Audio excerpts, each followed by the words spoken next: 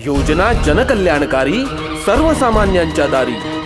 शासनाचा लाभ आम्हाला जमीन दुरुस्ती, बांध बंदुस्तीसाठी आम्हाला लाभ भेटलेला आहे। योजनेचा लाभ मिळाला त्यामुळे मी सरकारचे खूप खूप आभार मानतो आणि मला शासनाकडून असं घरकुल योजनाचा लाभ मिळालेला आहे, म्हणून मी शासनाचे आभारी आहे। महाराष्ट्र शासनाच्या शासन आपल्या दारी या क्रांतिकारी उपक्रमाला जनतेचे भरभरून आशीर्वाद। शेतकरी, तरुण, महिला, उद्योजक, दिव्यांग, केवळ 2 महिन्यात 1.5 कोटींहून अधिक लाभार्थ्यांच्या चेहऱ्यावर फुललेलं समाधान हीच खरी शासनाच्या यशाची पोचपावती आहे। तमाम महाराष्ट्रवासियांचं प्रेम आणि विश्वास सार्थ ठरवत महाराष्ट्र शासनाचा हा विकास रथ असाच वेगाने दौडत राहील।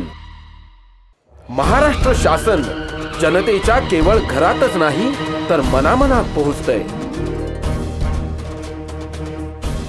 शासन आपल्या दारी हा कार्यक्रम जो आहे हा छत्रपती शिवाजी महाराजांचा आदर्श डोळ्यासमोर ठेवून आपल्या सरकारने सुरू केलेला आहे। योजना अनेक असतात, पण त्या योजनांचे लाभ हे शेवटच्या व्यक्तीपर्यंत पोहोचले पाहिजे। सर्व जाती धर्माला न्याय देण्याचं काम आम्ही त्या ठिकाणी करू। आज आमच्यासाठी जी योजना काढलेली आहे ती भरपूर फलदायी योजना आहे।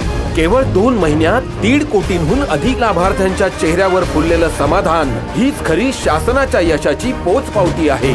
शासन आपल्या दारी या उपक्रमाची यशस्वीतेकडे वाटचाल।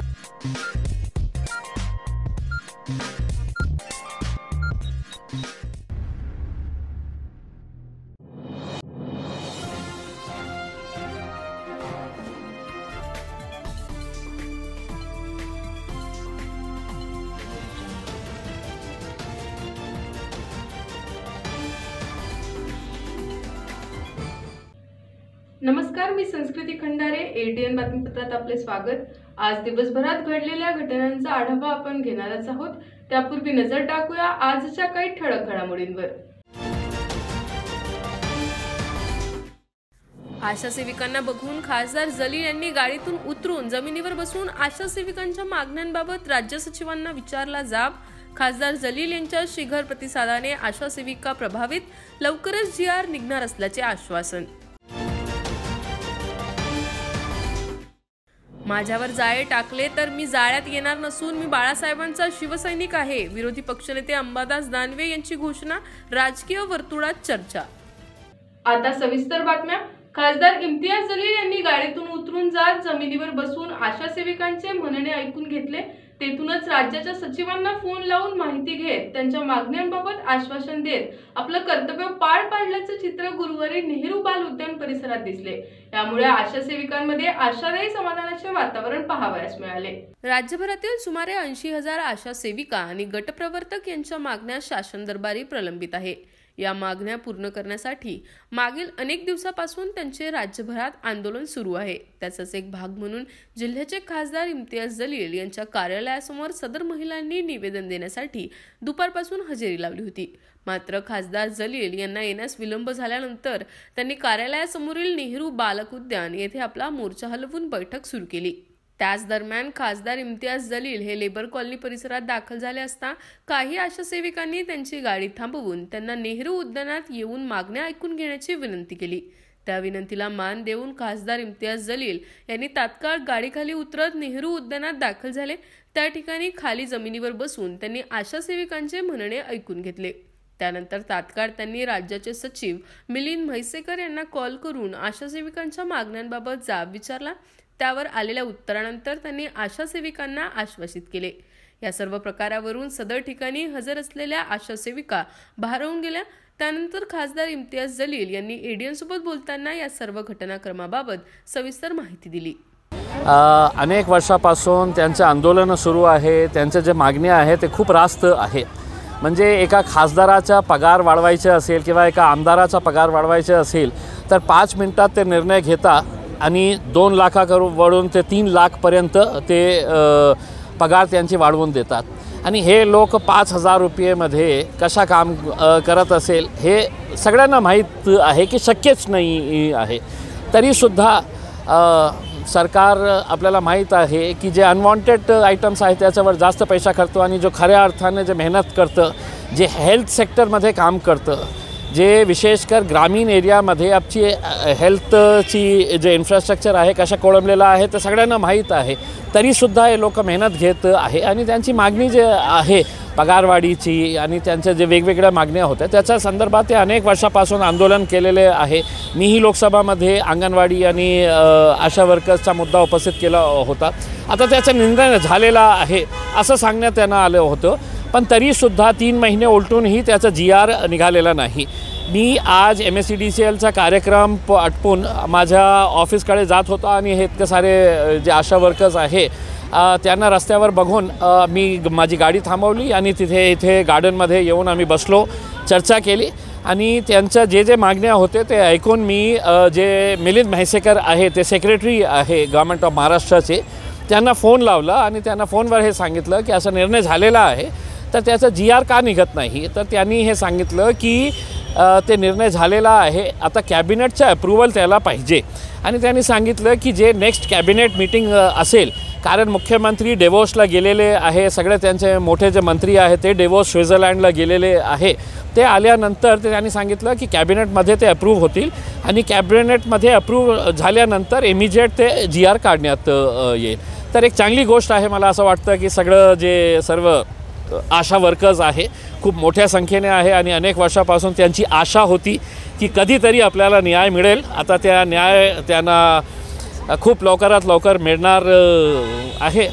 तर आशा सेविकांच्या विविध मागण्या घेऊन खासदार इम्तियाज जलील यांच्या कार्यालयात दाखल झालेल्या कामगार नेत्या कॉम्रेड मंगला ठोंबरे यांनी देखील खासदार इम्तियाज जलील यांच्या कार्यतत्परतेपणाबाबत ADN सोबत बोलताना समाधान व्यक्त केले. मिलिंद म्हैसेकर आरोग्य सचिव यांना फोन केला आणि त्यांच्याकडनं JRची काय परिस्थिती आहे, कुठपर्यंत आहे हे त्यांच्याकडून त्यांनी जाणून घेतलं आणि आम्हाला ते सांगितलं. स्पीकरवर फोन त्यांनी टाकला, परंतु ते जेव्हा आमच्यामध्ये आले आणि आमच्या सर्वसामान्यांबरोबर ते खाली जमिनीवरती बसले आणि असा नेता सर्व कष्टकऱ्याला श्रमिक वर्गाला मिळावा असं आम्हाला वाटतं. म्हणून आमच्या आशांना सगळ्यांना समाधान वाटलं की आज एवढा जिल्ह्याचा खासदार आमच्यामध्ये येऊन आमच्याशी बोलले, हितगुज केलं, याचा आम्हाला खूप स्वाभिमान वाटला आणि फार चांगलं वाटलं, हे मला तुमच्या माध्यमातून सांगायचं आहे. खासदार इम्तियाज जलील यांच्या साधेपणामुळे भारावून गेलेल्या आशा सेविकांना यावेळी सेल्फी विथ खासदार जलील हा क्षण मोबाईलमध्ये टिपण्याचा मोह आवरता आला नाही.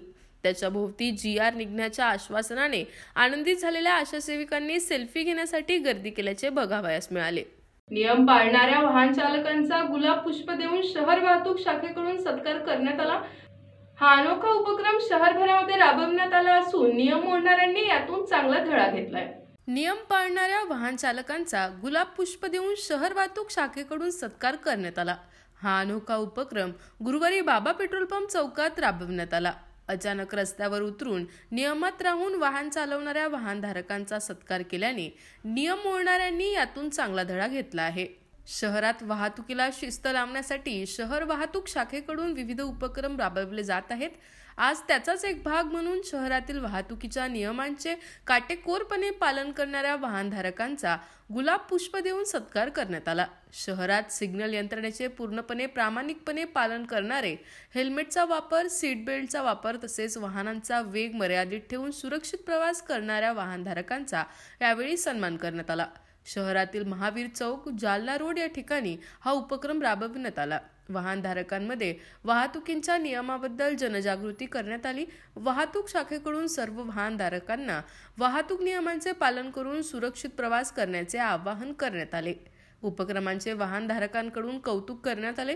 सदर उपक्रम पोलीस आयुक्त मनोज लोहिया, उपायुक्त शिलवण नांदेडकर, सहाय्यक पोलीस आयुक्त अशोक थोरात, पोलीस वाहतूक शाखेच्या प्रमुख पोलीस निरीक्षक राजश्री आडे यांच्या मार्गदर्शनाखाली पोलीस उपनिरीक्षक SM बहिरव, पोलीस अंमलदार प्रतिभा कोळी, गंगा गवडी यांच्यासह छावणी वाहतूक शाखेचे अन्य अंमलदार उपस्थित होते. माजी आमदार हर्षवर्धन जाधव यांनी महावितरण विरोधात केलेल्या लढाईत त्यांना यश आल्यानंतर त्यांनी याबाबत जारी केलेल्या एका व्हिडिओमध्ये महावितरणकडून कन्नड तालुक्यात बिल मागणे बंद केल्याचा दावा केला आहे. मित्रांनो, MSEBने डिस्कनेक्शन्स बंद केले तिथं आपल्याला कळालंच आहे आणि आता बिलही मागणं त्यांनी जवळपास बंद केलं आहे. कन्नडमध्ये 100% केलं आहे. आता मुद्दा एवढाच आहे की हा जो विजय झालेला आहे हा अभ्यासपूर्ण टेक्निकल नॉलेजचा उपयोग करूनच विजय झालेला आहे आणि हा सर्वसामान्य माणसाचा विजय झालेला हा संस्कृतीचा विजय आहे. म्हणजे डीलिंग करून काहीतरी 4 पैसे कमवण्याच्या पेक्षा हा सर्वसाधारण माणसाला कसा रिलीफ मिळेल या उद्देशाने झालेला विषय आहे. मित्र, असे सातत्याचे अनेक विषय असतात. मी आमदार असताना सडपड, पीक विमा हे सगळे विषय झालेले आहेत. मी आमदार नसताना सुद्धा सातत्याने शेतकऱ्यांच्या पाठीमागं उभा आहे. बँकेमध्ये जे लोक अडकलेले असतात त्यांच्या पाठीमागं उभा असतो. हॉस्पिटलमध्ये जे अडकलेले असतात त्यांच्या पाठीमागे उभा असतो. जे काही करता येईल, वयोवृद्ध महिलांचा विषय मध्यंतरी घेतला, त्यांच्यासाठी सुद्धा काही करता येऊ शकेल का याचे सुद्धा अभ्यास पूर्ण टेक्निकल मुद्दे मांडले गेलेले आहेत. म्हणजे थोडक्यात अभ्यास हा सगळ्यात महत्त्वाचा विषय आहे.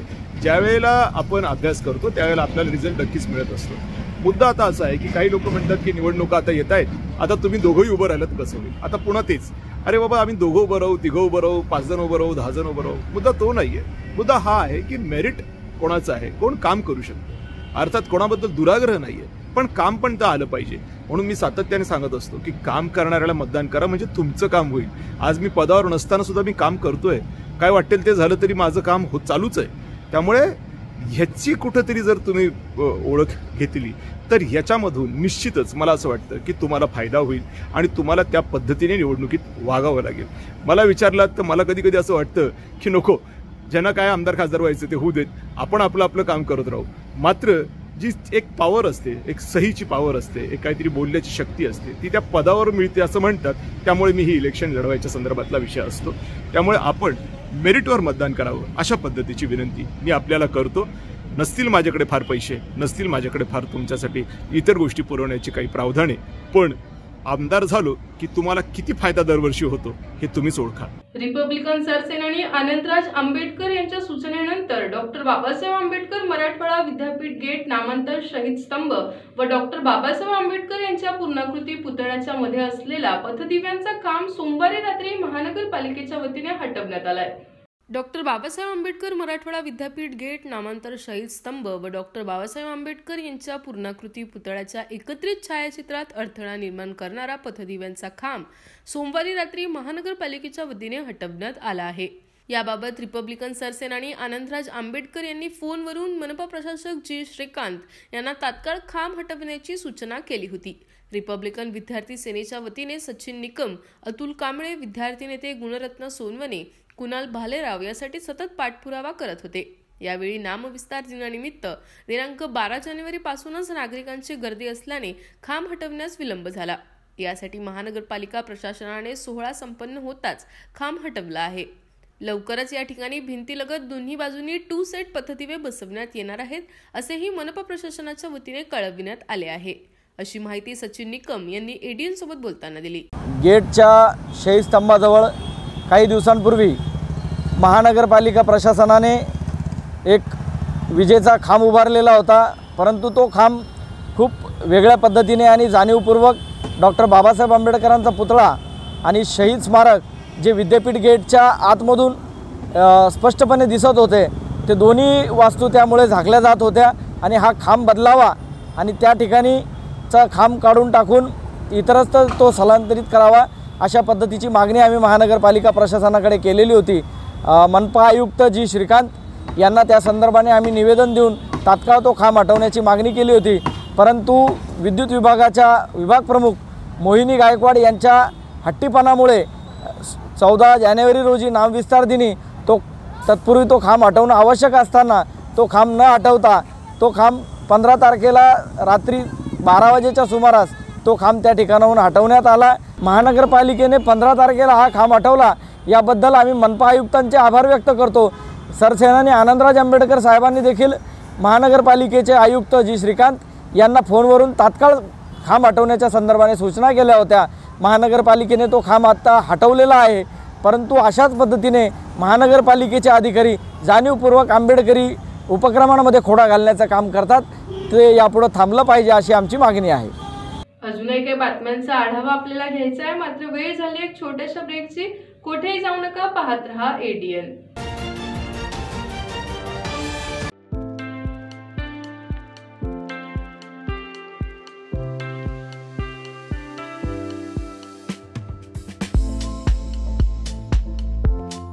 हॉटेल विझार्ड पॅलेस तुमच्या शहरात तुमच्या जिभेचे चोचले पुरवण्यासाठी देश विदेशातील खास चवींचा खजाना घेऊन आलो आहोत. हॉटेल विझार्ड पॅलेस येथे स्वाद आपल्या पसंतीचा। आमच्या येथे महाराष्ट्रीयन, पंजाबी, राजस्थानी, गुजराती आणि साऊथ इंडियन डिशेससह जगभरातील 50 देशांमधील डिशेस सुद्धा मिळतील। व्हेज आणि नॉन व्हेज दोन्ही उपलब्ध। स्वादिष्ट मेजवानीचे एकमेव ठिकाण, family restaurant, AC non AC rooms, AC functional hall, प्रशस्त लिफ्ट, फ्री वायफाय आदी सुविधायुक्त। ग्राहकांना विमानतळ, रेल्वे स्टेशन, बस स्टँड आदी ठिकाणाहून वाहनाद्वारे हॉटेलात आणण्याची विशेष मोफत सुविधा। त्वरा करा आणि आजच भेट द्या। Hotel wizard palace, Khadkeshwar road, mill corner जवळ, Aurangabad, Chhatrapati Sambhajinagar. So kind and has helped us so much, and we slept really well because it's super quiet even though it's on the main street. It's a wonderful time here. It's a very nice clean hotel and the food is excellent. Food is excellent. I'm still so stuffed. Yeah.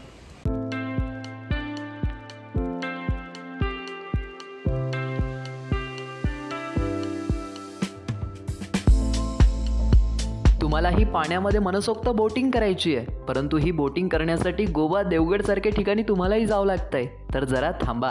आपल्याच छत्रपती संभाजीनगर शहरात महानगरपालिका घेऊन आली आहे बच्चा कंपनीसाठी तसेच मोठ्यांसाठी नौका विहार। या नौका विहारामध्ये तुम्हाला विविध प्रकारच्या 6 बोटींमध्ये मनसोक्त नौका विहार करण्यास मिळेल। पेंडल बोट तसेच राफ्ट बोट यासारख्या विविध बोटींमध्ये मनसोक्त पाण्यामध्ये बोटिंग करण्याचा आनंद घ्या। तर त्वरा करा आणि आजच भेट द्या नेहरू उद्यान, N8, सिडको, छत्रपती संभाजीनगर।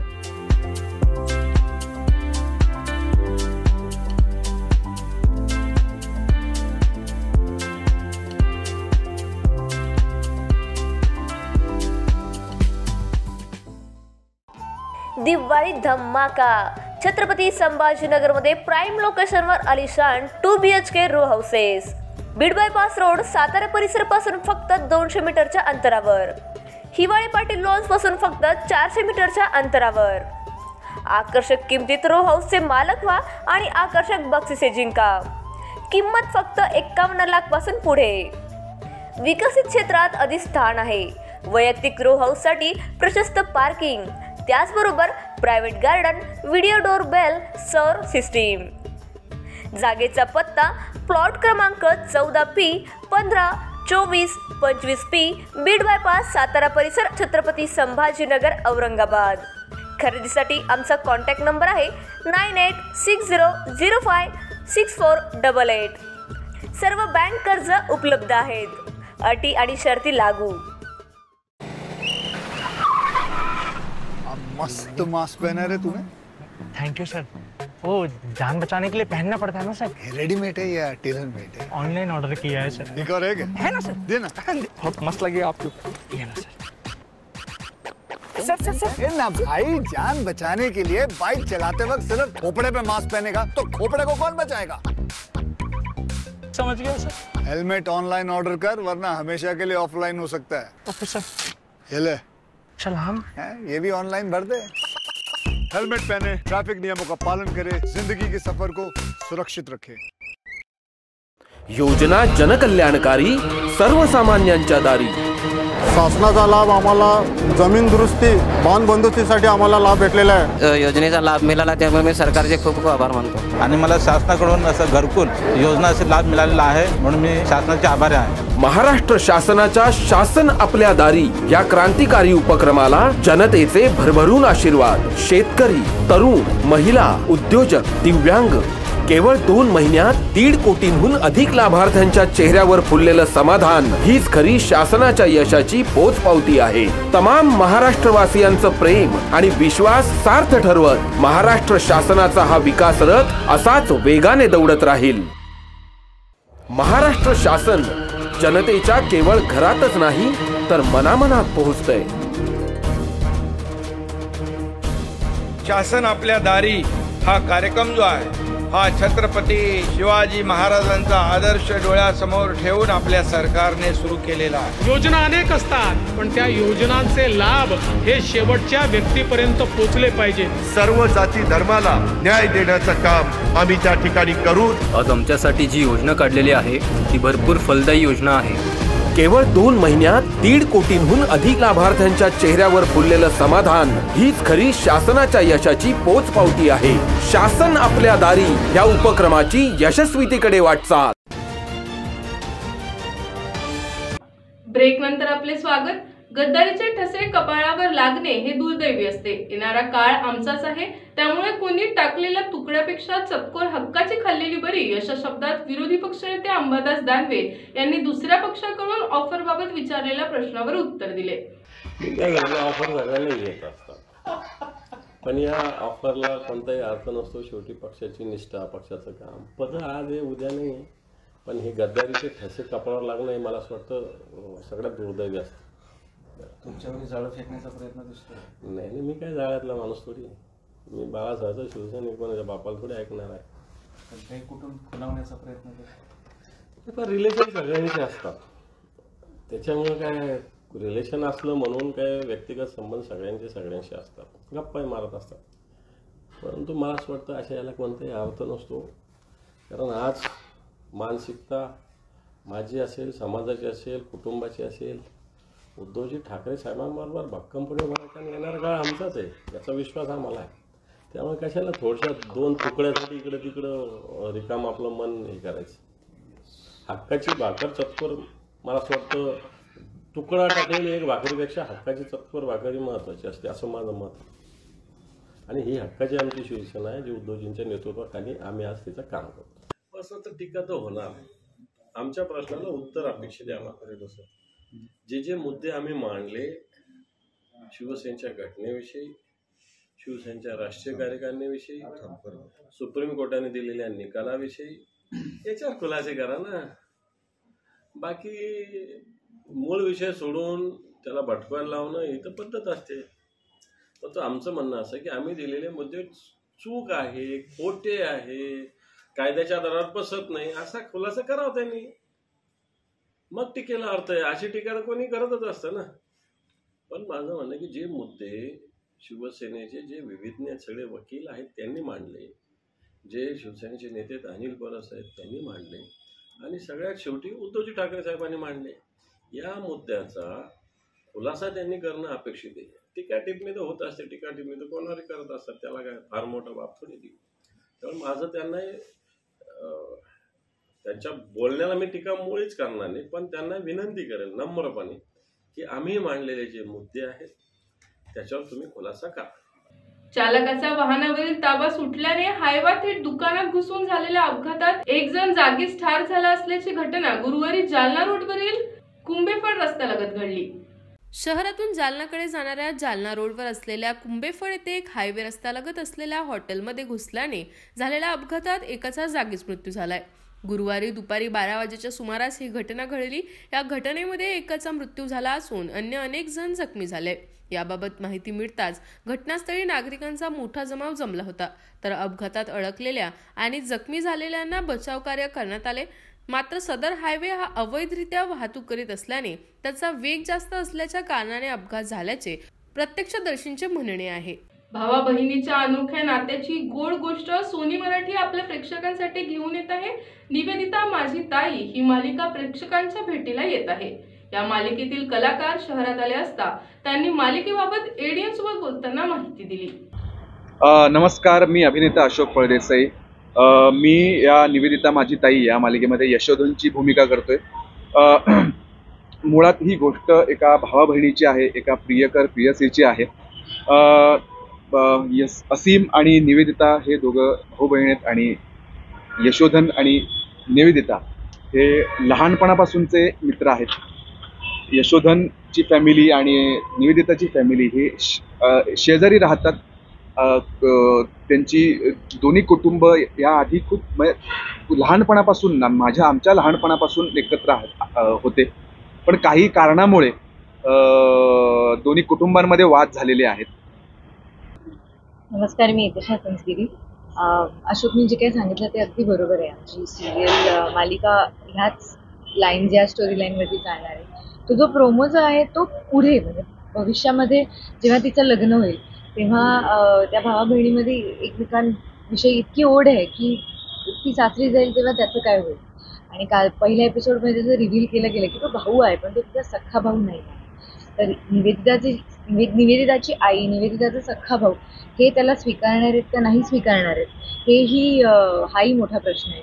आणि जर नाही स्वीकारलं आणि ही सासरी गेली तर त्या मुलाचं काय, असं एक टोटल स्टोरी लाईन बेस करणारा तो प्रोमो होता.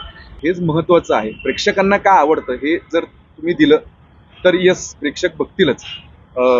आणि मला खात्री आहे की ही मालिका प्रेक्षकांना आवडणारच, कारण प्रेक्षकांना जे पाहिजे, जे नातं आपण दाखवतोय ते पण त्या पद्धतीचं आहे, ते प्युअर आहे. सो मला असं वाटतं की प्रेक्षकांना नक्की आवडेल. नमो चषक 2024 या क्रीडा स्पर्धांना शुक्रवारपासून विभागीय क्रीडा संकुलात सुरुवात होणार असून तयारी पूर्णत्वास आली आहे. या स्पर्धांबाबत आयोजक ऑलिम्पिक संघटनेचे अध्यक्ष पंकज भारसाखळे आणि अन्य क्रीडाप्रेमींनी एडीएन सोबत बोलताना स्पर्धेबाबत माहिती दिली. नमो चषक पहिल्यांदाच जे आपल्या जिल्ह्यामध्ये होत आहे त्यामध्ये 51 खेळांचा समावेश आहे. आत्तापर्यंत 27,000च्या वरती विविध गेम्ससाठी खेळाडूंनी नोंदणी केलेली आहे. 6 दिवस हा खेळांचा महाकुंभ विभागीय क्रीडा संकुलमध्ये चालू राहणार आहे. सकाळी 8 पासून तर संध्याकाळपर्यंत ह्या स्पर्धा सुरू राहणार आहेत. आम्ही नमो चषकच्या माध्यमातून खरं म्हणजे डॉक्टर भागवत कराड यांना ह्या ठिकाणी त्यांचा धन्यवाद करतो की त्यांनी एक चांगलं व्यासपीठ आपल्या जिल्ह्याच्या खेळाडूंसाठी निर्माण करून दिलेलं आहे. या स्पर्धेचं औपचारिक उद्घाटन उद्या होत आहे 19 तारखेला आणि याचं मोठं जे उद्घाटन होणार आहे ते 21 तारखेला माननीय भागवत कराड आणि आपल्या देशाचे ज्यांनी मोठं नाव केलेले असे ऑलिम्पिक वीर खेळाडूंच्या हस्ते होणार आहे असं मी आपल्याला ह्या ठिकाणी सांगू इच्छितो. अनेक खेळांचे वेगळ्या खेळाचे जे क्रीडा संघटक आहेत ते हे पूर्ण जी महाकुंभ आहे खेळांचा ते यशस्वी करण्यासाठी ह्या ठिकाणी प्रयत्न करत आहेत. अनेक राष्ट्रीय खेळाडू आणि राज्यस्तरीय खेळाडू ही स्पर्धा यशस्वी करण्यासाठी प्रयत्न करत आहेत. स्पर्धेला रोज सकाळी 8 वाजतापासून सुरुवात होणार आहेत आणि 19 ते 24 वेगवेगळ्या खेळांच्या स्पर्धा नियोजित करण्यात आलेल्या आहे आणि ह्या स्पर्धेचं औपचारिक उद्घाटन उद्या 19 तारखेला होणार आहे मान्यवरांच्या हस्ते आणि जे याचं मोठं उद्घाटन आहे ते आपण 21 तारखेला करणार आहोत आणि त्याचा समारोप 24 तारखेला करण्याचा आमचा मानस आहे. नमस्कार, माझं नाव अंजली विलास शेजूळ. मी एका ग्रामीणमधून आलेली आहे. मी रेस वॉकिंग 20 किलोमीटर हाय इव्हेंट खेळते. आज नमो चषकमुळे आणि माननीय डॉक्टर भागवत कराड सर यांच्यामुळे आम्हाला आज इथे स्पर्धा खेळण्याचा एक अमूल्य चान्स मिळतोय. त्यामुळे मी भागवत कराड सरांचे आणि बाकीच्या टीमचे खूप खूप आभारी. पण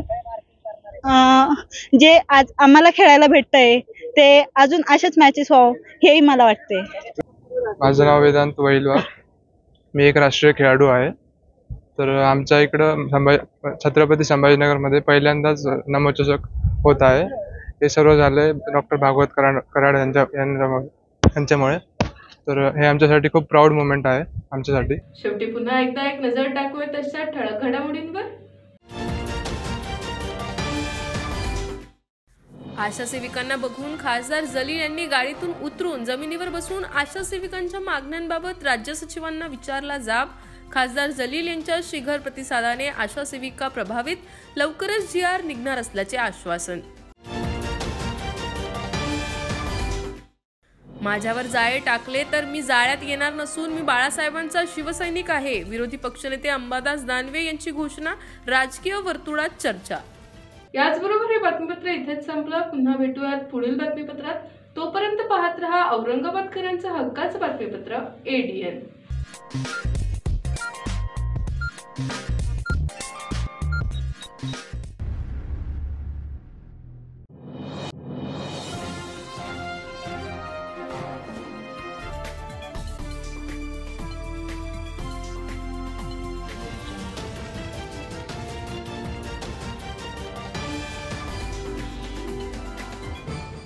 योजना जनकल्याणकारी, सर्वसामान्यांच्या दारी.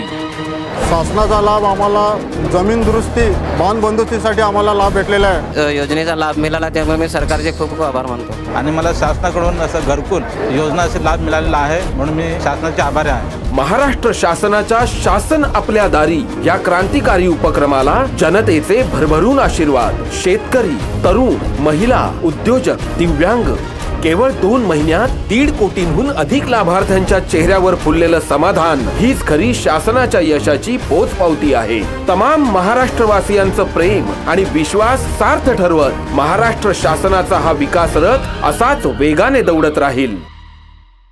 महाराष्ट्र शासन जनतेच्या केवळ घरातच नाही तर मनामनात पोहोचतंय।